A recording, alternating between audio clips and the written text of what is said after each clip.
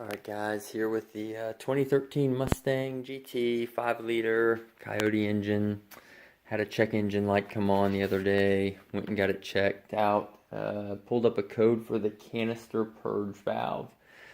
So I couldn't find any videos that showed how to do it on this engine, so I thought I'd try and make one as I'm doing it. I have not done this before, so we'll see how this goes. The purge valve, just so you know, the canister purge valve is part of the emission system. I guess the car will run okay with it, but you won't pass emissions if it's get that check engine light up. And the basic point of it is to measure the amount of fuel vapor that's getting recycled back into the engine again. So I went down to the local auto parts store, got a new one. That's it right there. Let's see if we can get in here and find this thing. This little cover just pops off. I got the front of it unpopped already. You come back to the back here, and you just kind of gently pull up on it, and it'll pop out. It's pretty easy to remove if you haven't done it before. And then we just got to slide it out underneath. That's the tricky part. All right, I'm gonna have to put the phone down to do this, so we'll pick it back up again once that cover's out of the way. Alright guys, so I ended up having to take one side of this cross member here loose, and it allowed me to pick up just enough to get the cover off. I just set it off to the side. Here we are at the front of the engine again, and that is what we're going to have to remove. It's got two little nuts here that hold it in place. These guys were 13 millimeter. I think those are 9 or 10. I'll double check here in just a minute and let you know. Alright, so we got those two bolts that were holding it in out. One here, one down here, which is kind of hard to see here, I understand. It turns out those were 5/16.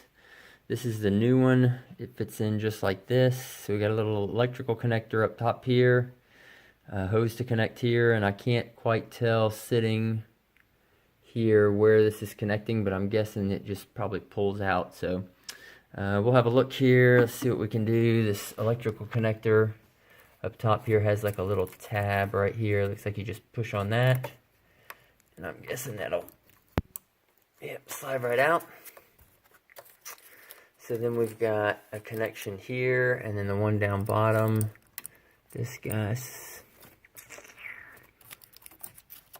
I may have to do a little look in here. It's got a couple little tabs here that look like they would pull out. I don't know if you can see that or not, but one here and one here. Like maybe if you pull those guys out, that'll release it and let you get it off. So let me try that again. It's just me, so I don't have anybody hold the phone, let you watch this happen, but I'll get that off and let you know how I did it in just a minute.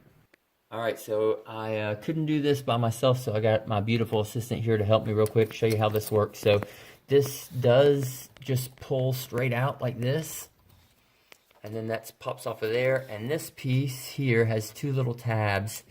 And if you look on the new one, there's a little ledge right here. So what I did is I pulled the canister away, like towards the back of the car. And then I take these two little tabs and pull them outward, and that releases the lock. Well, if I can hold on to it and do it at the same time, and will allow you to pull it right out.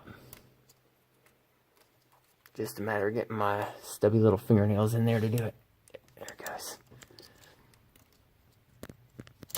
There it is. So that's it. So then putting it back in is pretty easy. I'll just take this one. We'll take the new one. This goes right back in there, and it'll kind of snap in place. This goes in the hole right down here that you just created when you took the old one out. You snap this back in place like so.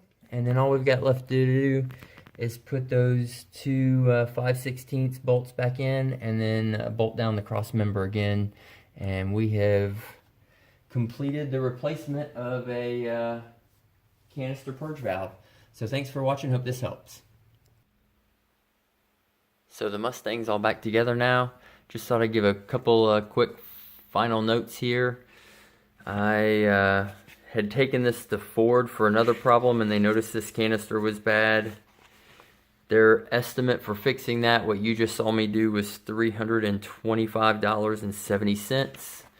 That canister at my local auto parts store cost me less than 35 bucks. The check engine light will still be on if you go crank the engine right now, because we've just changed it. I believe if I drive it around for a while, it'll eventually figure it out and that light will go out. If it doesn't, there are a couple ways to reset the computer. I think the quickest way to do it is just to disconnect the battery. I'm guessing that'll cause you to lose all your radio stations. You can look online and find the other ways. There's some other things you can do to get that computer to reset, and once you've done that, the check engine light should be out. So again, I hope this has helped. Appreciate you watching.